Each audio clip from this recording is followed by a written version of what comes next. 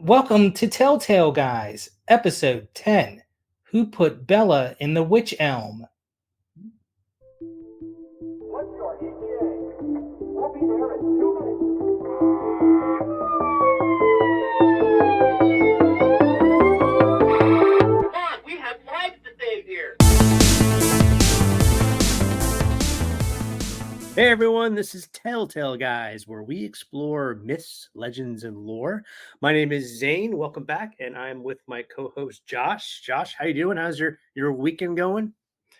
Swimmingly, I guess. That's what the kids say these days?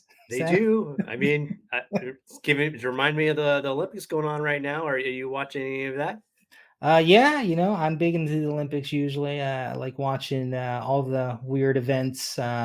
But mostly I like track and field. That's my main butter and jam. How about you? Any hot Uh, topics there?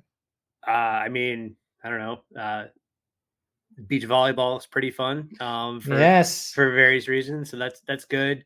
I guess for like a pure just athletic, just fun event, that's very I mean, yeah, track and field is good, like just sprinting. um I used to be really into like basketball and all that, so I enjoyed that, but that was more so in the 90s where we had just those super teams. But basketball is always fun. I kind of miss baseball, to be honest, but maybe that was Yeah. too slow for the Yeah. Olympics. I don't know. There's a lot of events in there that I think are pretty lame to be in the Olympics. I guess that's a hot take, but Mhm. like 3-on-3 basketball, I'm like, Mm, that's just yeah, that's just like practice. Like that's your sports practice warm up. Like that's stupid. Why is that it's in? it's middle schoolyard. That's what it is. Yeah, Yeah. yeah, that's so lame to watch. It's like a not even half court. It's like Mhm. okay, I'd be like if the NFL was in the Olympics, but instead of the full team, they just did like the 1 yard line drills. Yeah, Like yeah, yeah. so, That would be fun. One of my favorite. One good thing about the Olympics now, especially we're in an era of social media, is that you can see camera angles for all sorts of different things. So for one of the events, which is kind of lame in a way, is like the gymnastics, like on the trampoline. trampoline. And Yeah. yeah, I mean it's kind of cool. They could do amazing flips. But I saw one reel of like just the cameraman, and he's just going with his camera, like. "Mm, mm, for like 30 seconds or however long their events are. But that's pretty funny. Social media has been a win for the Olympics so far. Yeah, yeah, definitely. There's all sorts of good stuff out there for people. Much like Yeah. this episode, which is not about the Olympics, Zane. No, not at all. And yeah, let me know. You go ahead. Yeah, well, today we're going to be talking about kind of like a true crime, a murder that happened. Here, Murder. yeah, murder, Professor Plum. But it takes place in England, Zane, and it's I guess known as Bella in the Wych Elm. I've never heard of this before until I actually did research for this episode. And I'm not usually a big true crimes type of person, Hmm. but every once in a while, one's kind of like, "Hey, that's pretty swanky." But let me get into it for everybody here. Yeah, cool. While we and feel free to pop in when you need to. Sure. All right, so let me set the scene, Zane. So it's going to be April in 1943. In the midst of World War II, a group of 4 British boys were walking in Hagley Woods in Worcestershire, England, looking for birds' nests. Since rationing was going on around this time in Britain, I think it was kind of like their excursion into the forest to look for food or, Mm-hmm. eggs, free eggs, hey. Yeah. But one of the kids, Bob Farmer, climbed into an elm tree searching for his target. But what he found was a human skull, and not a perfectly clean skull, one with brown hair and bits of dried flesh still attached. Mm. Lovely. Intriguing. So the boys obviously freaked out and promised each other not to tell anybody, and not to tell anybody about what they found in the woods here. But why would they care about that? Let's see. Let me get a little bit of a perspective here on the video for those of you who are just listening. Check us out on YouTube to see these. But Hmm. this place takes place in England, and here you go is a common map of England, Zane. Hmm. And the little mark there is kind of where we're looking at. This is Hagley, Hagley Wood area. Okay. I'm very familiar. So Yes, as you went to England once, right? So, I did, but yeah, yeah. I one thing I just real quick I read War of the Worlds lately, and they talk about all the Uh, different boroughs and shires and blah blah blah, and like there's so many different neighborhoods with funny little names. But anyways, go ahead. yeah, it gets confusing there. But Hagley Hall is where they were the property that they were on. So I'm just gonna flash a couple things here. Hagley Hall on this picture here, and over here to the right is Hagley Wood, and it's about 2 miles from like the estate manor, right? Hmm. So, anyways, so the kids, what they were doing, I guess technically they were poaching. They were on private property, Hagley Hall Estate. And Hagley Hall is a large plot of land belonging to Lord Cobham. And today, he's very British. Yeah, I yeah. think today it's about 350 acres. And that's what you're kind of looking Wow. at in this picture here. That woods area is 350 acres. But back in the 40s, I believe it was much bigger because they sold land off to pay for things, whatever. Hmm. But anyways, that essentially, yeah, the kids were on there not supposed to be here, so that's why they didn't want to tell anybody. Like, hey, we found some stuff because they would have gotten in trouble for why were you out here doing stuff. Well, so they could have been accused of poaching or like unearthing. I guess maybe that's like treasure hunting or something like that for British laws, which seems to back in the day been a pretty hefty penalty. So again, you would understand why they wouldn't want to tell anybody. But as you can Hmm. imagine, a group of young boys eventually spilled the beans because they can't keep secrets. And the youngest one told his parents, and the parents told the police. And then the police went into the forest, found the elm tree of which they found the thing, and they found the female skeleton in the hollow of the tree. Let me flash out. These are some more pictures of Hagley Hall here. Very beautiful Yeah. estate here. Much what you would think on like the Great British Baking Show, right? They're on Excellent. like, Excellent show. yeah, Complete opposite of American reality TV, where everyone is cutthroat and just horrible. Where yeah. even though they're in competition, they're like, "Oh, lovely! You're just such a charming soul. Thank you for your cake that you just Yeah. made. It's very One nice." thing I do hate about the British Baking Show, I love the show, I watch it. But the Mhm. one thing I hate is at the end when the host and they're about to eliminate somebody, and then one's always like, I got the great job of a dancing star baker. And then the other one's like, I have the horrible job. And it's like, okay, we get it. It's not fun, but you don't have to say it every time. Ah, Anyways, I digress. that's their stick. Yeah. Holy crap! Is this the elm that she was found in? The Yeah. center So, picture? so what I have That here is are, creepy. yeah. So the two on the flanking the picture on the left and the picture on the right, those are elm trees. And the one in the middle is actually the one that they found the body in. So it's Hmm, a little bit shorter. It looks like stubbier. Maybe it was like cut down or something and like grew out hmm, more branches. Because hmm. the ones on the left and right are much, what you would expect a tree to kind of look like. And this one more look like a shrub size. I don't know. A So shrubbery. Sorry. a shrubbery. Yeah, exactly. So, let's see, where was I? Okay, so these are the witch elm trees, and they inside there they discovered the decomposed body, were some bits of clothing, like a fake wedding ring, not like a Hmm, real gold one, just like kind of a cheap ring.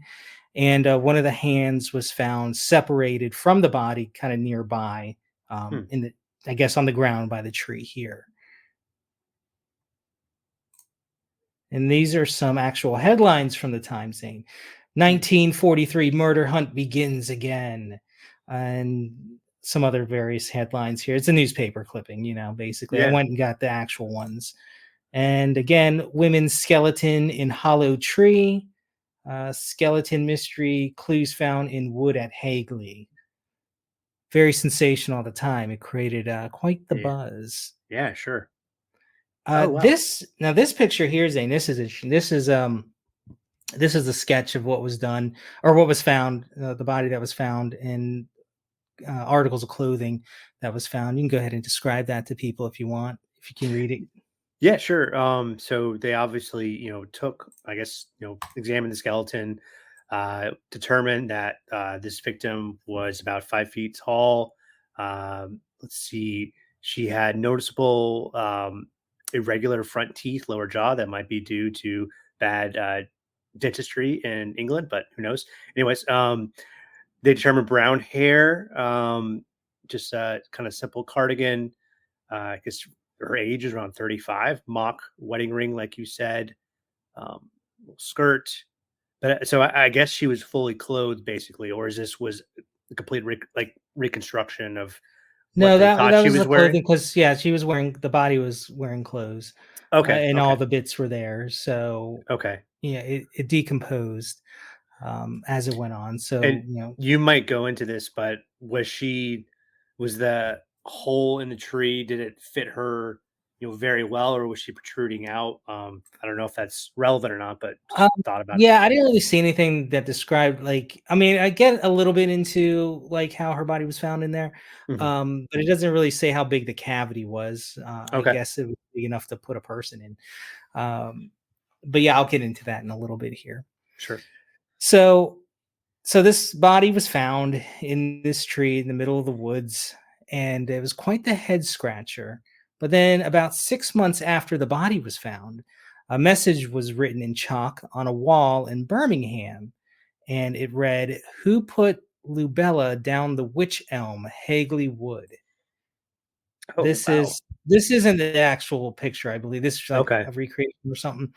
Um, Now, I found a couple of accounts that said Lubella was what the original word was, but since then everything has been Bella. Hmm. So, it's a little bit of a discrepancy in the name, but just kind of a good point to make. The original one, I believe, did say Lubella, but it was written in chalk on a wall. Hmm. So, so what was going on here? Was it a witch, a spy, something else? Who was Bella? Who killed her? These are all excellent questions and some that we're going to explore here. Wow. Wow. Ooh, Yeah, I'll leave this up gnarly. here while I talk. So let's get into the examination of the bodies. And the body was examined by Dr. John Lund, and apparently he gave a BBC interview in 2014 at the age of 101. He was one that worked on this case. So he was talking at the BBC about how the case was still unsolved.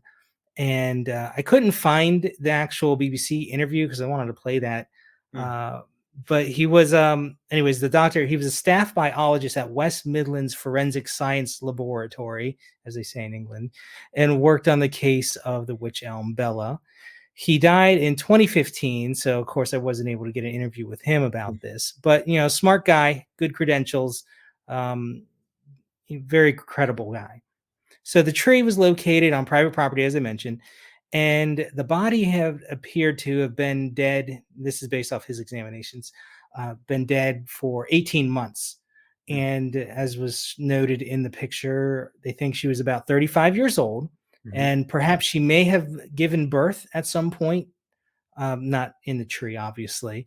But her front teeth were very distinctive and overlapped. You can see in this picture here Hmm. that one crooked tooth just kind of saying hey to the other tooth there. Yeah. But those Holding are hands. actual, yeah, those are the actual heads that were found Hmm. in the tree. So there you go. Now, it was thought that she was placed in the tree shortly after death. And this is because the body, if had waited much longer after she would have been dead, it would have been too stiff with rigor mortis, right? So they couldn't have put her in the cavity. That kind of speaks to what you were asking a little bit earlier about the size of the cavity and whatever. Hmm. I think it was more so because it's like kind of a crooked cavity, perhaps, and branches in there. Like you wouldn't be able to just stuff something that was all like Yeah. stiff in it. So she had to have been Right. pliable enough to kind of force down in there. Um, yeah, so the rigor mortis thing would have been an issue. Then it would have been impossible to fit anybody into this cavity with stiff limbs. So further examination still showed that a small scrap of fabric, possibly from her skirt material, was found in the mouth of the skull here. Hmm. So that might have indicated that she had been suffocated, Zane, because the thing was stuffed in there. Mhm. So you have some distinct features to help identify this woman, right? You have the teeth, the weird teeth. You have clothing, very description of what she was wearing from that picture. You have a rough age and even a ring, jewelry, possessions. They put out a call to anyone in the area, and the police did, and say, hey, is anyone missing in this area that kind of fits this description of this lady? And they compared the remains of thousands of missing person cases in the region, but none of them checked out. Then they didn't get any reports. Nothing pointed to this particular case or anybody saying, hey, yeah, we're missing somebody who has all this criteria. Now, keep in mind, this is during World War II. So forensic isn't quite what it is today, right? You didn't Mhm. have DNA or stuff like that. So a little bit limited, right? But you say, well, today we do have that technology, right? We have DNA. Surely we could extract some of that from the bones and get to the bottom of it. Well, Dr. Lund said, as far as this is a quote, as far as I know, maybe I should do it in British. As far as I know, we gave the body to the university, and then the bones mysteriously disappeared. He Ah, said. of course, of course. Yes, they surprise, N- surprise, they n- n- disappeared. nice Cockney accent, by the way. They, hey, what's all this again? Yeah. My question, like speaking of like the Yeah, bones, in this picture here to the bottom left, what is over the left eye? Is that like that's hair. mud, hair, okay, and mud or Yeah, something? I think it's some of like the scalp Skin. still on there, and the hair was still attached to it. So Okay, it's like brown hair and like the skin that was kind of holding the hair still onto the head. lovely. Anyways, okay, Yeah, so bones went missing. yeah, bones went missing, and so the remains they were given to Birmingham University Medical School to study shortly after they examined it, right? And then they lost it.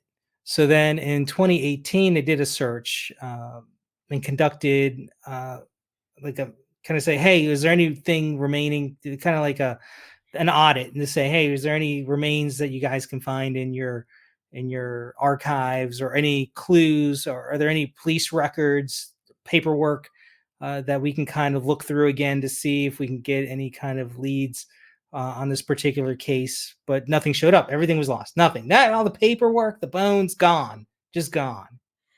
So, so that's part of some mystery here. But now let's go. No, I don't want to show that yet. And okay, so like in 1944, someone wrote on the wall I mentioned earlier in Upper Dean Street, Birmingham, that said, "Who put Bella in the Wych Elm?" Well, an interesting bit of graffiti indeed, but the original actually said, as I mentioned, Lou Bella, and Hmm, subsequent ones, as well as the general story, have shortened it to just Bella. But Bella and Lou Bella both seem like kind of unique names to me. mhm, This is just a map here of how far away the graffiti was found from Hagley Hall in the woods. Hagley Hall on the left here, and Birmingham, where the graffiti was initially written. Over here, see, it's about what, 10, 12 miles away. mhm. So kind of far, but I guess close enough for it to be relevant, right? Yeah.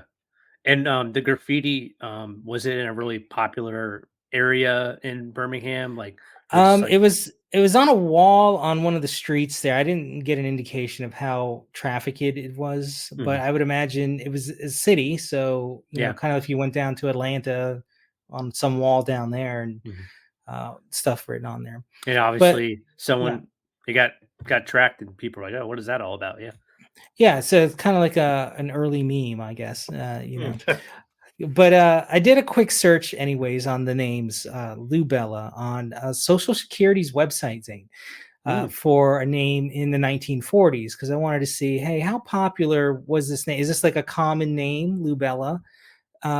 And I did a search, and it wasn't even in the top 1,000 names.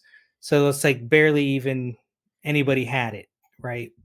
So Bella seemed only marginally more popular, and mostly in the 2000s, as you can imagine from Twilight Hmm. rage. That's when people started naming their kids Bella. Yeah. But again, in the 40s, not even in the top 1,000. Okay, so Lou Bella and Bella, not popular names with any kind of statistical relevancy, really, in the 1940s. So you say, okay, well, that was the US Social Security thing. Maybe in England, maybe they had more of a popularity with this name. So I did a search from a little bit earlier, though, because this was in the 1940s. So if the person was 35 ish, they would have been named that earlier than 1940. So maybe it was a more Mhm. common name earlier, right? In the Right. 1910s or something like that. Hmm. So I did a search for 1910s in the year. So it was like the 467th most popular name Bella was. And again, not even in the top 1,000 for Lubella. So still not a real common name. Right. Of course, this is only covering America, right? Like I said, in the UK, maybe it's a little bit more popular. So I did a search there as well because they have their own government database for that kind of stuff. So I searched, Bella there as well and Lubella, and again, nothing really showed up for those names. So not common at all.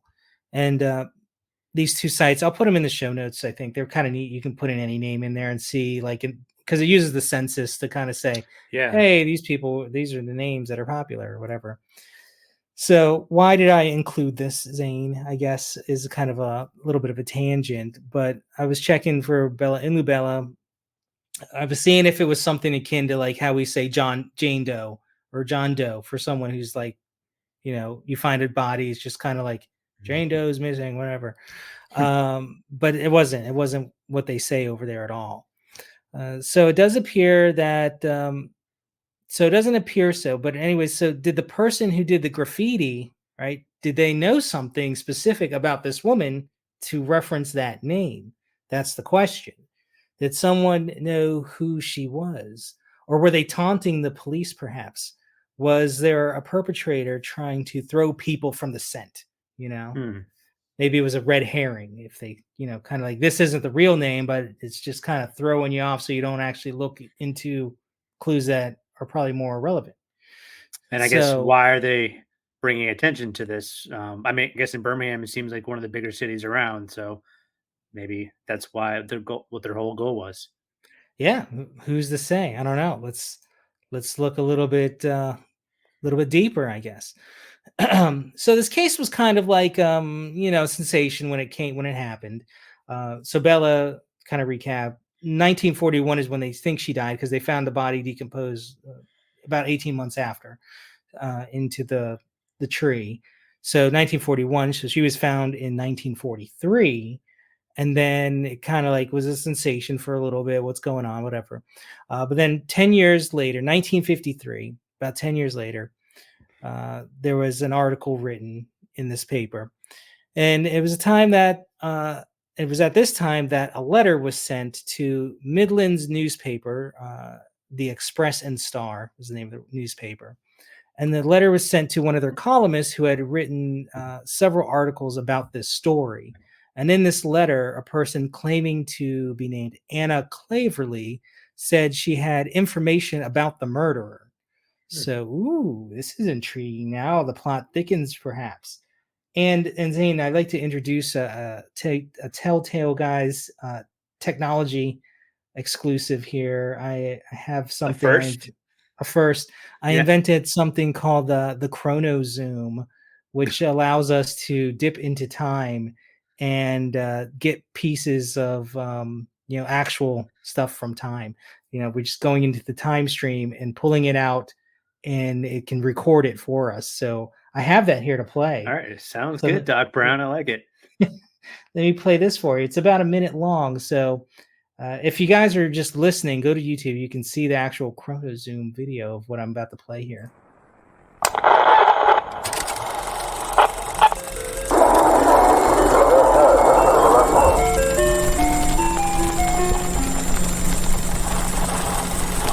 finish your articles, read The Wych Elm crime, by all means. They are interesting to your readers. But you will never solve the mystery. The one person who could give the answer is now beyond the jurisdiction of the earthly courts. The affair is closed and involves no witches, black magic, or moonlight rites. Much as I hate having to use a nom de plume, I think you would appreciate it if you knew. The only clues I can give you are that the person responsible for the crime died insane in 1942, and the victim was Dutch and arrived in England illegally about 1941. I've no wish to recall any more.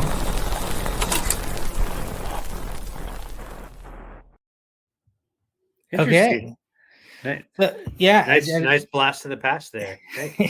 yeah, I was surprised when I invented the technology, Zane. I was able to tune it in specifically to when this Anna person was writing the letter to the newspaper to actually see what she was reading and hearing, thinking about. So, but the actual letters itself, I do have those right here, so you can read them if you want to. But they were handwritten and sent in to the newspaper. There was actually a second part. I couldn't quite make out everything in this letter. I'm sure somebody else can kind of transfer or translate the letter a little bit better and make out the scribbly part at the end there. You see, Zane, it's kind of scribbled. Yeah.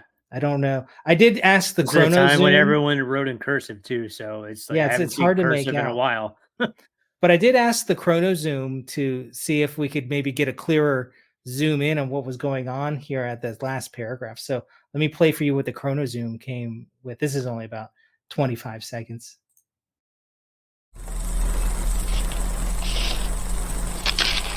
I am more what happened to our mutual friend that we read.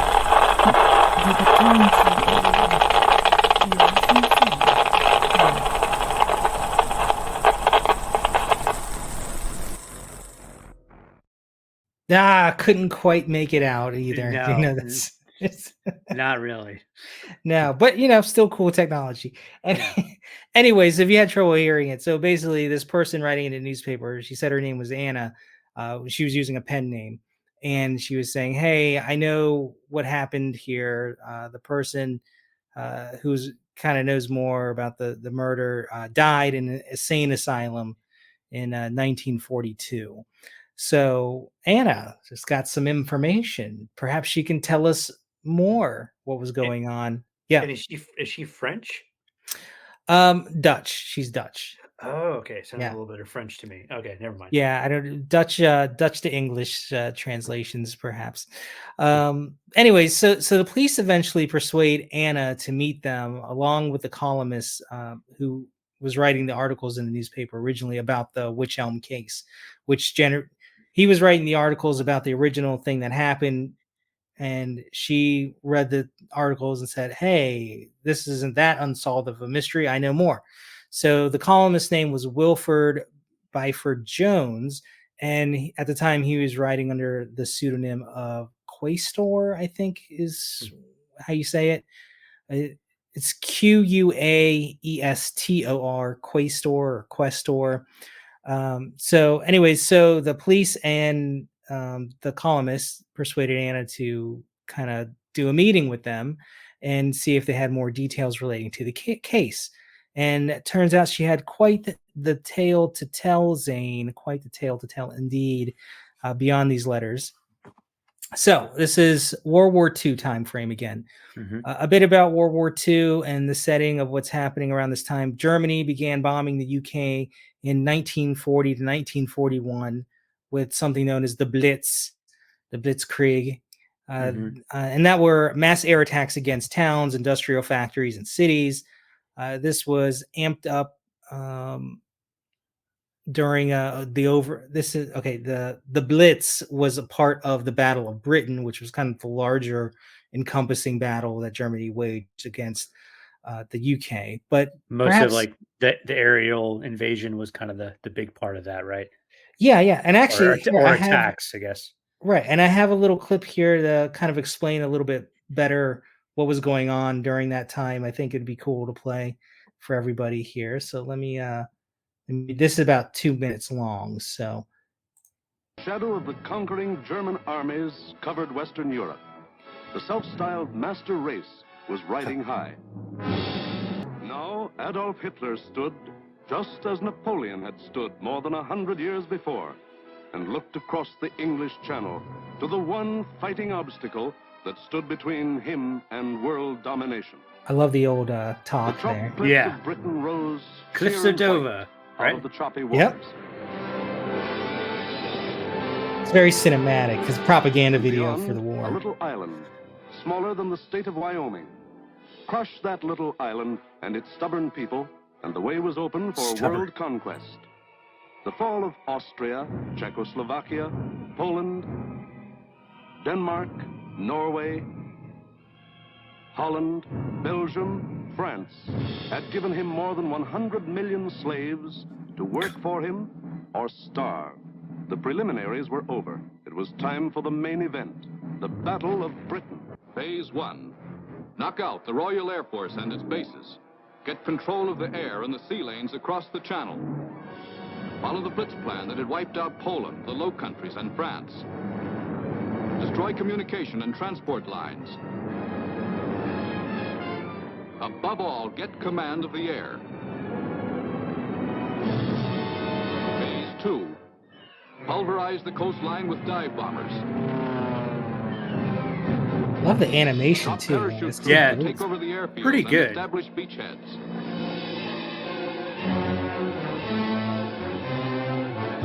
Phase 3. Actual invasion. Pour the German panzer divisions across in high-speed barges under an umbrella protecting fighter planes. Then send spearheads of armed might to divide, surround, destroy all opposition. That's all there was to it. Holy crap. Conquer Britain. Force the surrender of the British fleet. Okay, so that So actually watch like a full like World War II propaganda yeah. video through it. It's kind of it's very interesting. Yeah, I got that from the National Archives. It's pretty cool. The The British created that kind of like post invasion. yes. Yeah. Yes, correct. And yeah, so like the full thing is actually has a lot more of like I guess movie style recreations of what was going on and stuff like that. It's fascinating to watch. But yeah, I think it's easy, especially for Americans, to think about World War II. It's kind of like you're detached from it so much, but like people forget like the UK and all those European countries, like they were in the thick of like Mhm. their populations getting bombed and stuff like that. Like there's a lot going on. And yes, Yeah. we sent troops over to go fight those battles and stuff like that. But you know, America was largely we weren't getting attacked and Right. we weren't having to suffer through air raids or deal with like you know all the espionage and stuff that was going on Mhm. over there. So I that's why I was kind of playing that to let people know, hey, this is it was a heavy time Right. at this time period. The only especially time in we England. got hit was, you know, Pearl Harbor, but that still Right. feels so far away. It's not like Exactly, yeah. the direct homeland. Yeah, so let me do I'm going to add this to stage, just kind of a background video of more of the propaganda video, I guess, and talk about the rest of this thing here. That's just visuals so people can look at it. It's nice.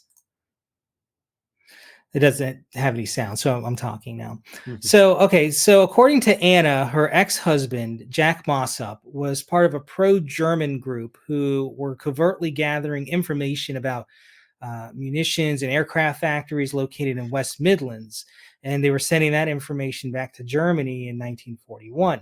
So Bella was a spy doing similar work around the area that Anna's husband was spying around. They were kind of in the same spy group, right? Hmm.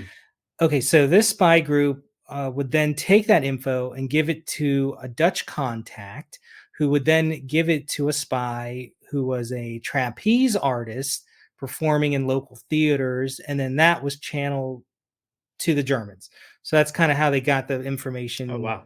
Yeah, it's kind of like laundering information, right? Right. So it seems like It seems like a spy novel, right, Zane? But according to the journalists, Wilford, some of these details were verified by the police and MI5. It's kind of like their, I guess, CIA type of stuff. Mhm. But they couldn't quite verify everything, like the trapeze artists and stuff like that.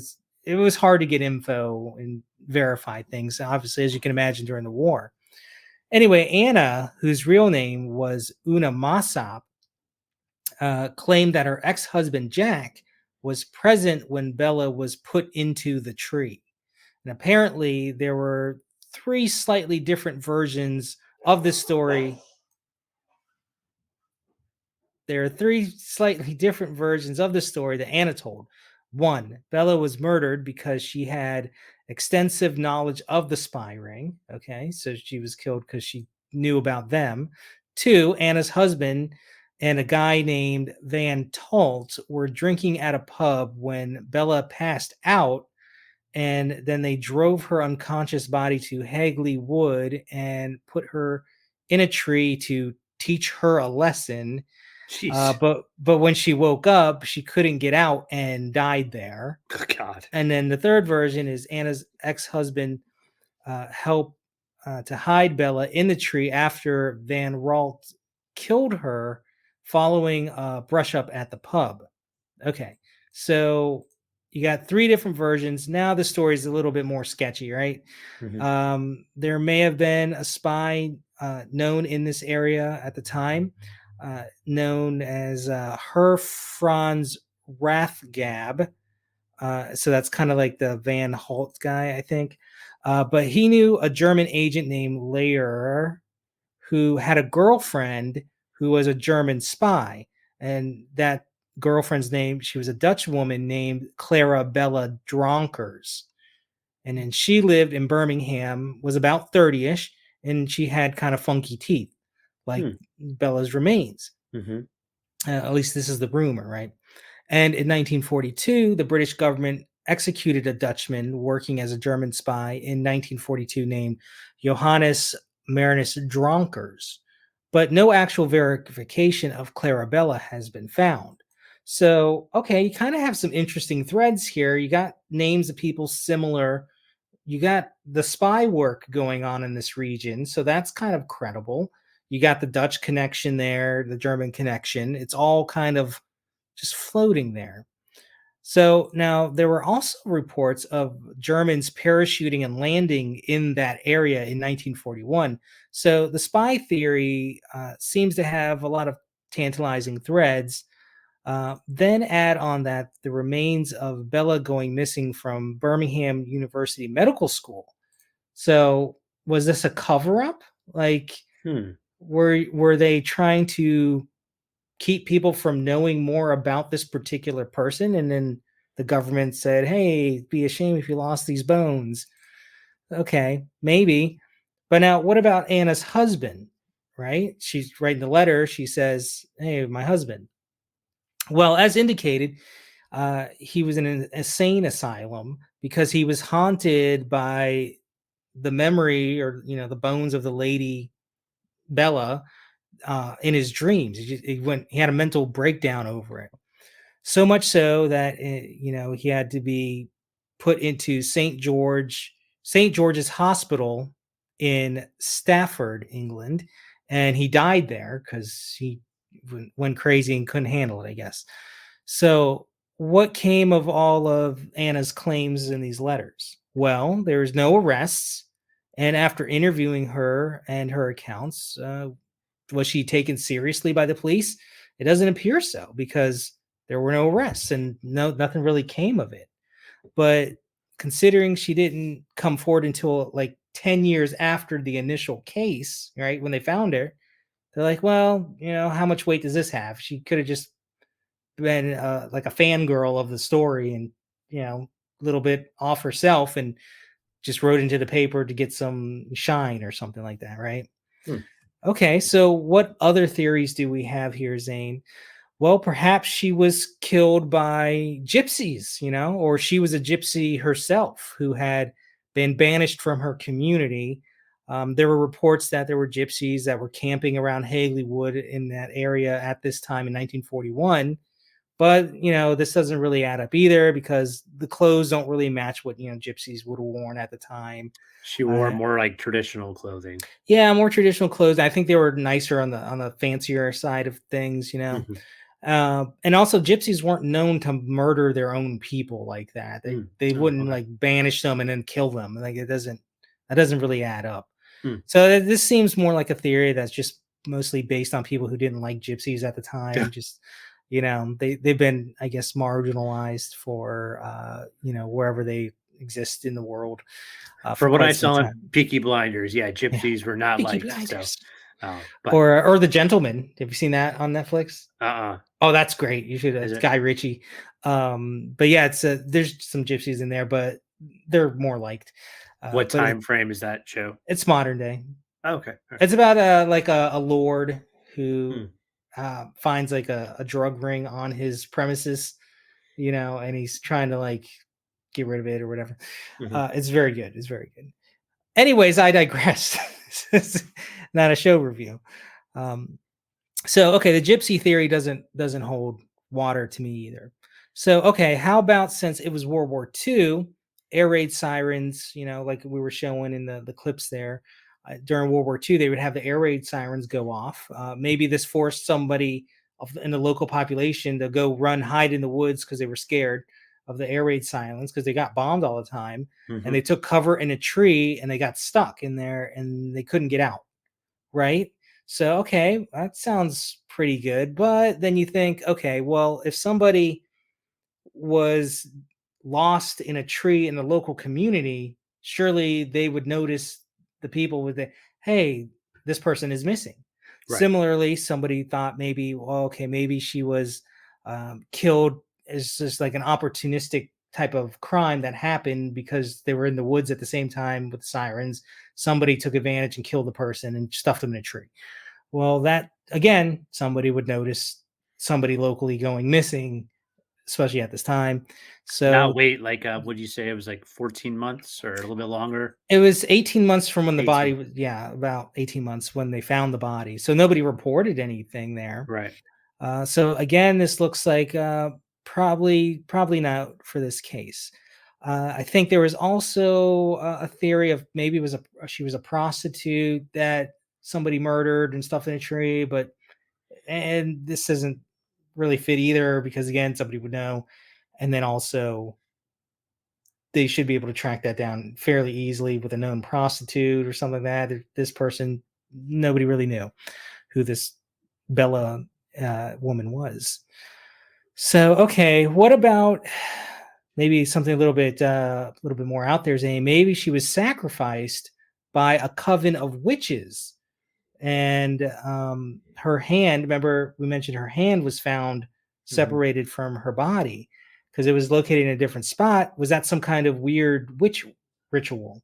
Right? Was it This was it buried? No, Do it you was know? just kind of out there on the ground. I think. I'm just Uh, surprised if the body's been around for uh 18 months, like that hand wasn't just taken away by some animal? Yeah, well, that's maybe we'll get into that a little bit here. Let's talk about the hand in witch rituals, perhaps, and see Okay. if this might fit with the hand. So that sounds like some kind of occult thing, a ritual having to do with a hand. Have you ever heard of the Hand of Glory? I think I have, but yeah, please elaborate. Okay, this is a hand of glory. These two pictures here. You can describe that to people. So on the right is a hand that's in a fist, and then either on the fingers or right behind it is a lit candle. And on the left Mhm. is kind of like a translucent, almost plastic looking hand. I'm not sure what the material is or if that's an actual hand.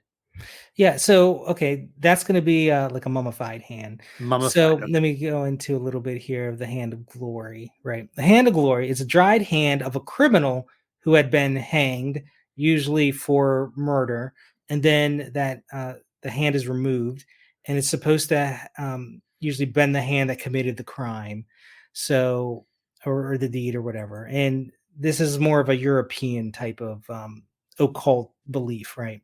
The hand of glory. So they think like if you take a hand from a murderer who had been hanged, that hand has a lot of power.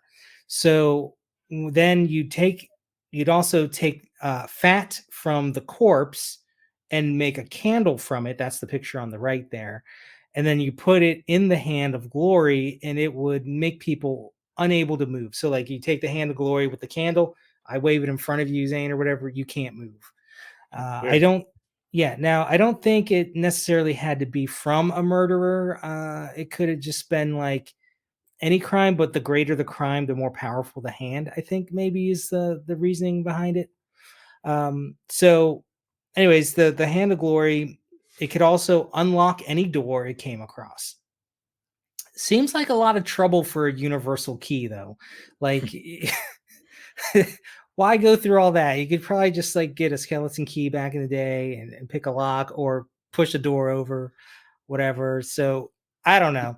This is more dramatic. You gotta go. Well, yeah, I guess. If you find a hand, what are you going to do? Make a hand of glory.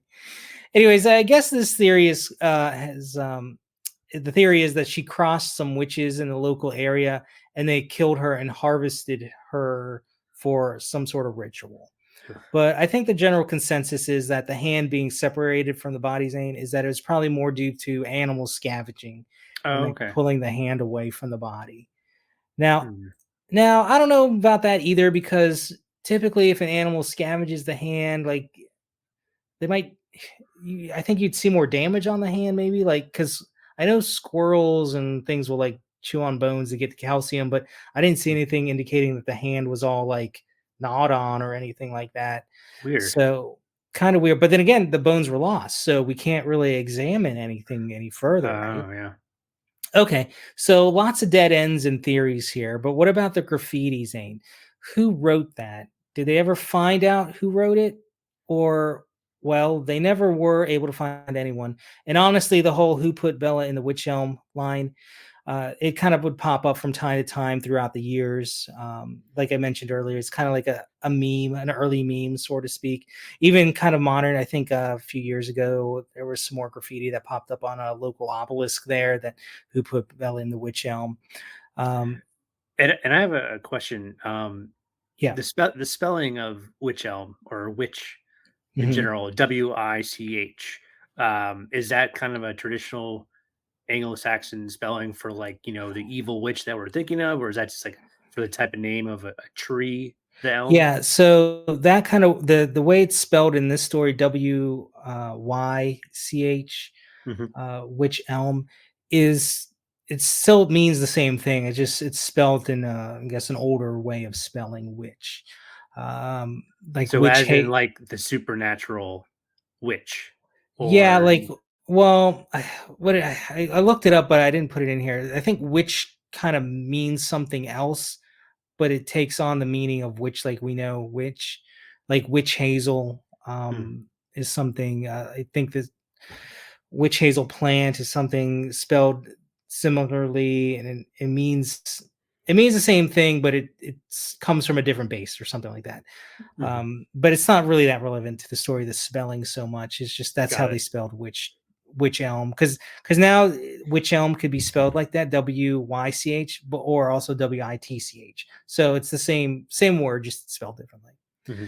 Uh, so anyways, the graffiti written on the walls, it just seems like a lot of just people imitating the initial one or something like that and having a good laugh or tagging something with it. So let's see here. What's my next slide? I'll save that.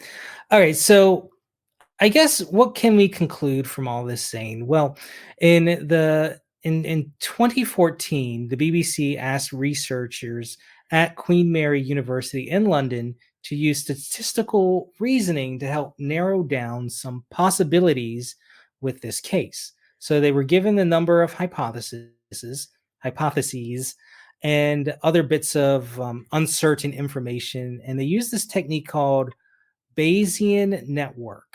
I'm not too familiar with that. I'm sure math nerds are. Zane, I don't I know if you're. I am not. not a math nerd. So I had no idea what it was, but it's a probabilistic graphical model that uses Bayesian inference for probability computations. I still don't know what it means, but I'm sure you math people know what it means. Just a But way of deduction, possibly. yeah, it's a like possibilities and stuff like that. So it represents knowledge about a certain domain where each node corresponds to random variable. So this is the map here. It's kind of hard to see here because it's small. Right. So I don't know what it means, but from their model, they found that with 99% likelihood, the cause of Bella's death was criminal, and a 97% likelihood that she was British. So they take all the factors that they know of this case and all the unknown factors of this case, and they're like, well, based on all these bits of information here on this chart, you can see we think she was murdered, and she was most likely British, not Dutch. So that's what they kind of concluded. And I have a link here to the full report too, which if you're so inclined, you can check it out in the show notes. But a little bit deeper then. So, and in 2018, a British anthropologist, not the clothing store, Zane. I know your wife likes anthropology, but this is not that. This is an actual anthropologist. Thank you for clarifying. Yes, I remembered from the previous episode.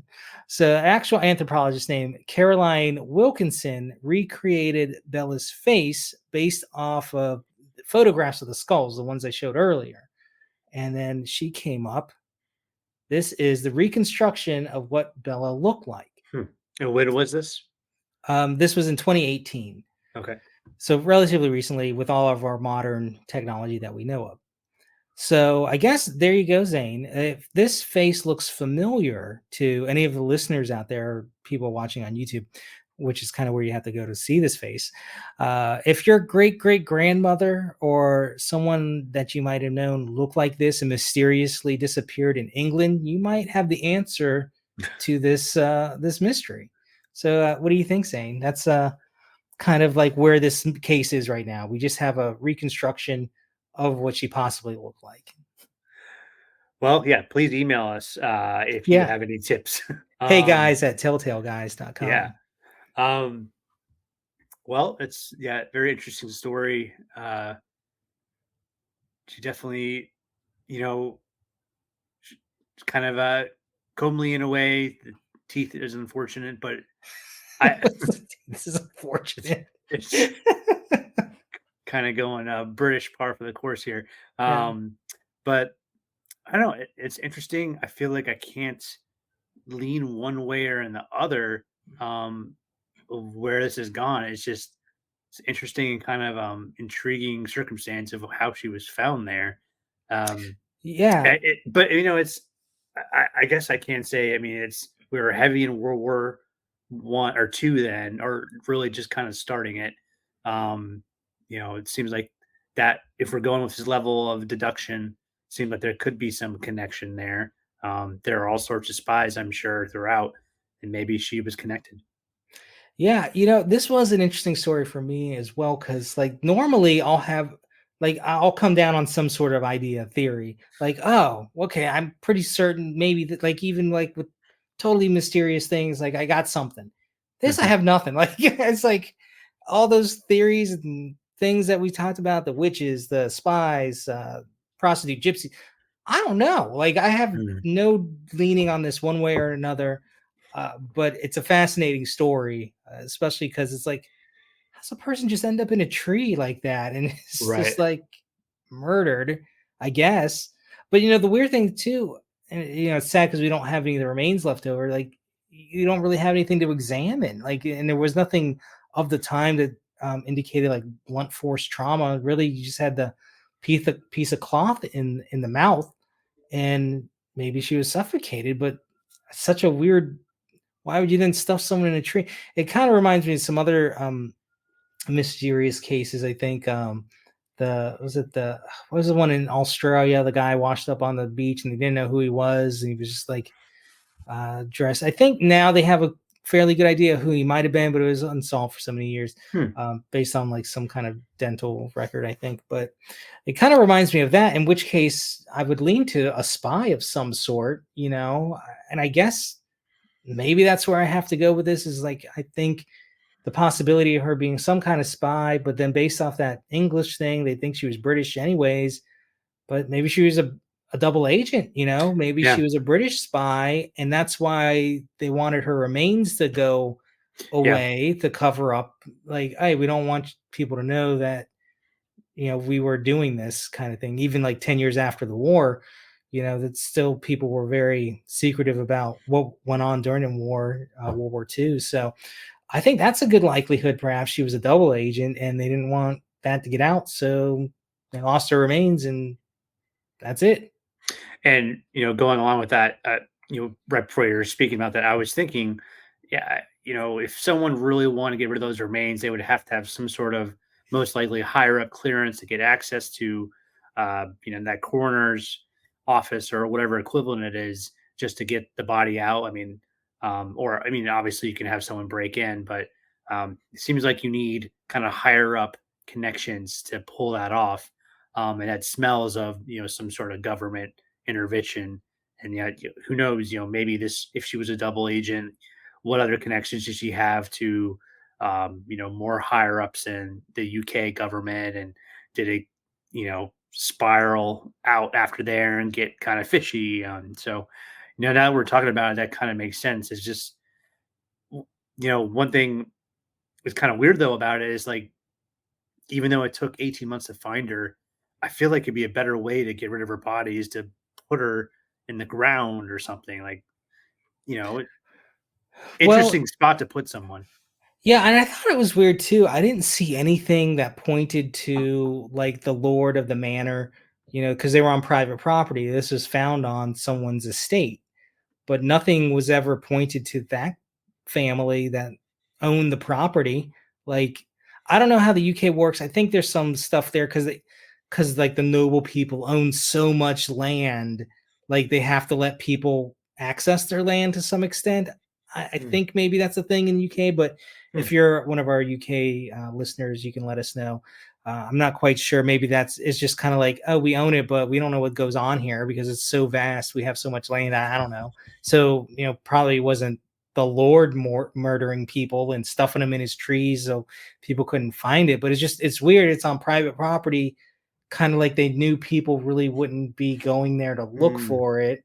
okay. So, I don't know. It's like, were there some involvement with the lords? Like maybe the government came like, hey, we got to dispose of this body on your property. Just, we're going to stuff it in this tree and just, if someone finds it, don't say anything, whatever. Okay. And he's like, yeah, cool. I don't care. I'll take my cash. And, Right. maybe, yeah, I could see that the government doing something like that, kind of like leveraging. Maybe the Lord had some financial problems or something. Say, hey, we'll take care of this financial problem. You let us Yeah. use your land for something. We won't tell you what, but it's something, you Sure. don't want to know. How far into the property, like, was it pretty deep in there? Like, it just by chance these boys found this tree? Yeah. So here's, kind of the Hagley Wood area, right? Right. So the property, I mean, like I said, it was 350 acres today. Back in the day, it was probably a little bit more. But I mean, you have a kind of a main road here, and here's some woods. And, I don't know exactly where in here the tree was Hmm. located. I couldn't find that. But you can imagine if you're in there squirreling around looking for, bird's nest or whatever, you can get to it. But I mean, it is kind of isolated. I mean, it's in the countryside, it looks like. It's just kind of, I don't know, just like a big park here, like a park would be here, just like it's open woods that people can get to, but if you kind of go off trail a little bit, I mean, who's gonna find stuff in there unless you are wandering, poking your nose about? Also, too, Yeah. a weird thing is like that cheap ring she had, like Oh, that wasn't right. really Yeah. mentioned. Like what, like why would you have a fake wedding ring? What are you trying? You're pretending to be somebody, you know, maybe the wedding ring was part of the cover, and you're not going to invest in a big, a real one because you're on a mission. So you see a fake one will do. Sure. So I don't know. Yeah, if we're thinking about that kind of spy theory, then that would make sense. And at first, I was thinking, oh, maybe she was just poorer or something like that. But that would make sense if she was trying to impersonate someone who was, married, that she would have a fake ring. Yeah, I couldn't think like why she would have a fake ring. I know like maybe it would make more sense if she was like a guy trying to pick up chicks at a bar, like the wedding ring scam is like, oh, I'm taken, but it makes you more desirable to women, I guess, Sure. allegedly. But it works the opposite way for men. So I like, or men for women, like you don't want to hit on someone who has a wedding ring. So Mhm. what is that about? That's I don't know. So Hmm. many questions. So many questions. Yeah, interesting. Yeah. Even though in our show we kind of like to look at the weird and supernatural, like for this, like I don't really feel like the whole witch thing. This seems more kind of like spy games, in my Yeah, opinion. and it could be. But, maybe it was a spy ring of witches, you know? That's Because we were doing occult type of things with the spycraft. Nazis. The Yeah, Nazis were, Nazis yeah, were. So maybe it all ties in. I don't maybe. know.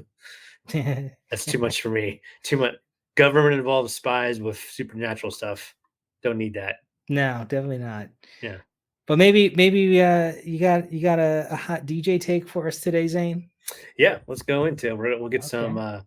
uh little music of the times around the Let me yeah, 1940s. there you go. So we got some big band Mm. music about who put Belle in the Witch Elm.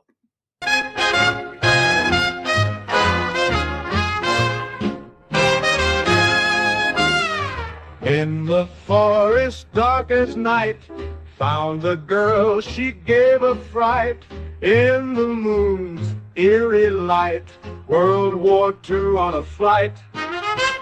Who knew what I love the led trumpet. her there? Mystery floating in the air, soldiers marching everywhere, tangled secrets to ensnare. Girl in the tree, what did she see? Echoes of war fading softly. Girl in the tree, mystery she'll be. Shadows whisper deadly decree. In the trenches, stories told, buried deep amidst the cold, young and old, both been sold to battle's fierce breaking mold. Crews are scattered near and far. Who she was, Are you an playing the whole thing, unknown Zane? star. Worlds I can turn it off. collide. That's a little long. I like it though. It I was like the near the end, but that's okay. It was getting long. yeah, I like the Foxtrot social, Go to the Yeah. USO and swing to this song. What's kind of weird about it though is like all those songs, like they all like the lyrics, everything was like positive and all that. And this one was like incredibly dark with just that, Yeah. that happy, jazzy big band music. So More appropriate. it's kind of weird to I'm sure there were some darker songs in like that fun, jazzy big band way, but I can't remember. They're usually fun, like propaganda or like Yeah. let's go out to the club and have some cocktails. Like, Yeah. Shut up, woman. Go yeah, make me a pie. yeah. That's maybe that was in there too.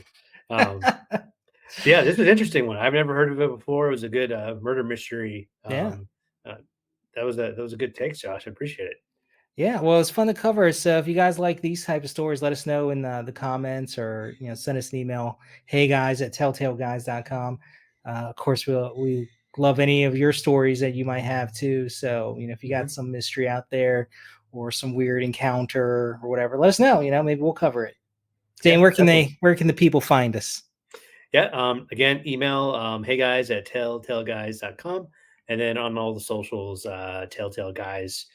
You'll see our logo in that right corner up there. You'll be able to find us that way. Please follow us, like us on YouTube, follow us on all the socials, share us, comment because we want to comment back. I want to have a conversation with all of you and talk about Bella and the Witch Elm. Yeah. So yeah, and yeah, if there's any, because we haven't done too many murder mysteries, but if there's any murder mysteries that we think we should highlight, that'd be really cool. Yeah, absolutely. All right. Well, I guess we can sign off in a 1940 style or something like 23 skidoo. Yeah. Have a great day, guys. Bye. Bye.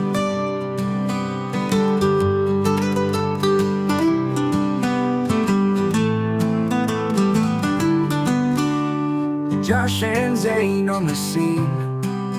Belle Island boom big and mean, recording news for all to see.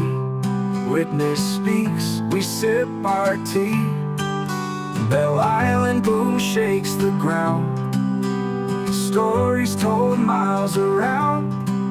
First pre-recorded, play it back. Listen close, facts we unpack. Boom goes the island, boom goes the sound. Stories unfolding all around. Dogs bark loud, won't sit still. Interrupt the interview thrill. Booming barks, just one more spill. We smile, we laugh, what a thrill. Josh and Zane just chasing truth. Microphones and time to sleuth. Witness tells of light so bright, fills the air on that dark night. Static crackling in replay. Dogs bark on, they join the fray. Through it all we find the gold. Stories shared and truth is told. Boom goes the island, boom goes the sound.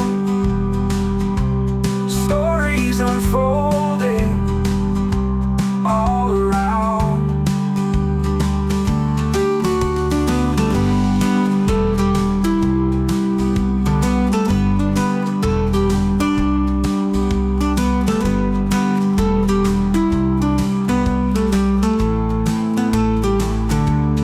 Boom goes the island, boom goes the sound. Stories unfolding all around, all around.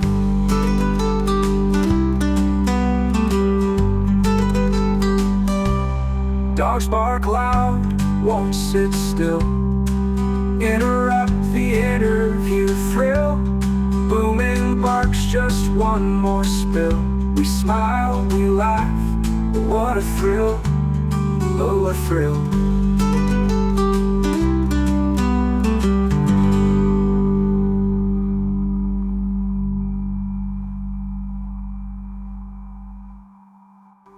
Static crackling in replay.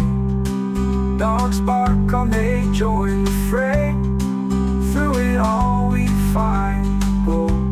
Stories shared and truth is told.